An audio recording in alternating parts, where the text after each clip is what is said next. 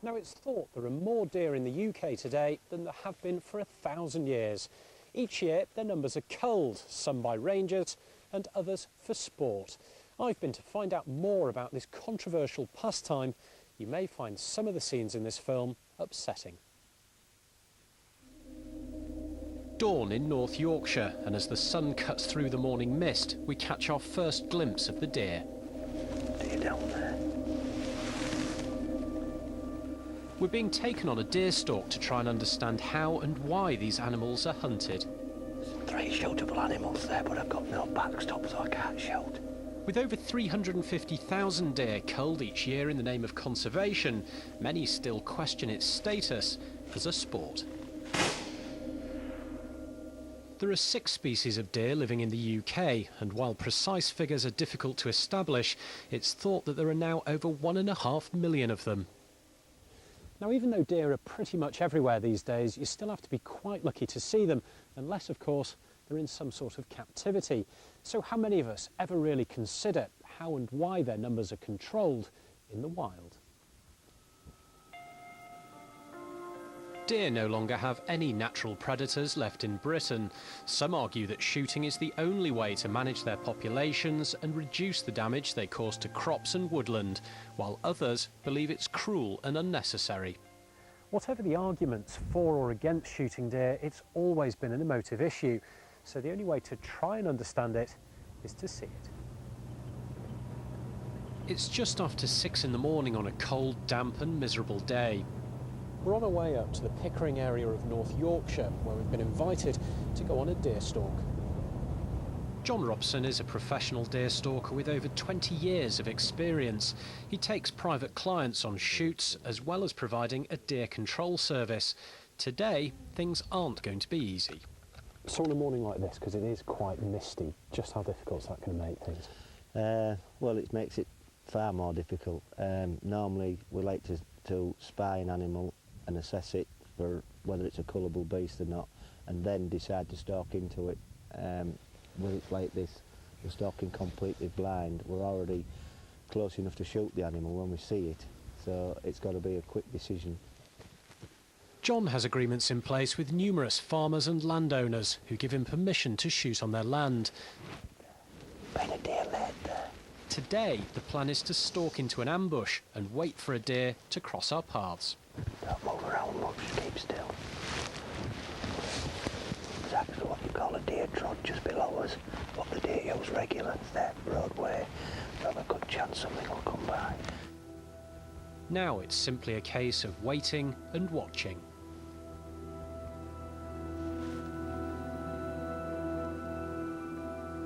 We wait for about 30 minutes but don't see anything. I'm at it all the time, every day, and we're grassing an animal about once every 3 outings. That's pretty good. That's about as good as anybody that I'm aware of. John decides to give up on the ambush and try somewhere else, but even though the wood is full of signs that deer are present, they've long since gone by the time we arrive. I'm told that these are actually deer droppings, and I'll just take their word for it.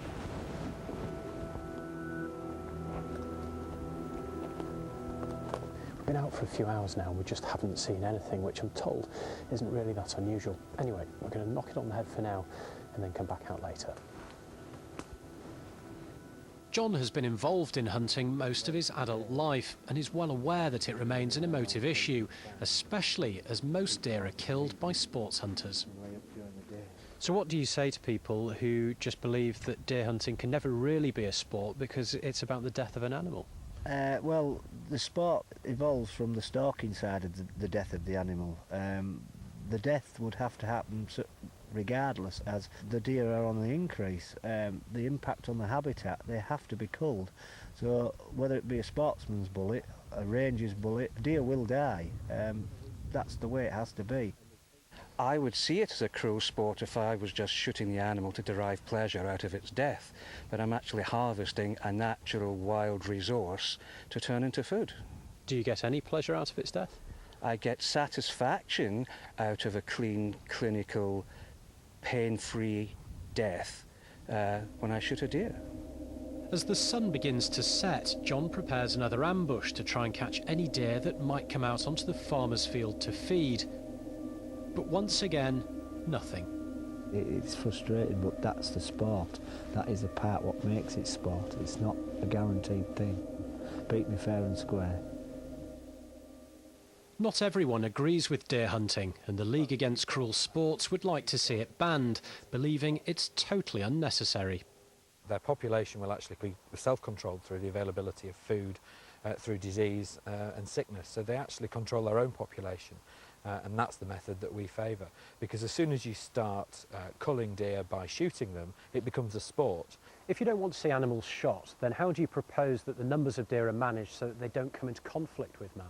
Well, you don't need to reduce the numbers, but you do need to reduce man's conflict with them. And you can do that through a variety of means. So farmers who've got a problem with deer eating their crops can put up fences. If people are planting trees and the deer are eating the trees, you can put little plastic guards around the trees. But the deer are behaving as they do naturally. Man is not, and man is actually coming into conflict with them. And so we need to manage that. 5 days after the first stalk, and I'm back out with John Robson. This time there are no clients. He's been asked to cull some deer that have been seen on a farmer's land. Because of the hard weather, I think there must be every deer in the area has been coming to it. There's an awful lot of damage. This time it's a completely different experience, and within minutes of arriving we see some deer. But at the moment they're not on land where John has permission to shoot. Well, you can see there's a real problem. They were eating the beat off. I'll go up here and have a go at the other field. I'm on the truth now. See if they're out on the field. Treading carefully, we pick our way through the woodland to the edge of the field. There's 3 shootable animals there, but I've got no backstop, so I can't shoot on the skyline. Slowly, John moves to a better position. That's a shootable animal now. The deer are about 190 metres away, at the very limit of what he considers an acceptable shot. Yeah, good enough, yeah.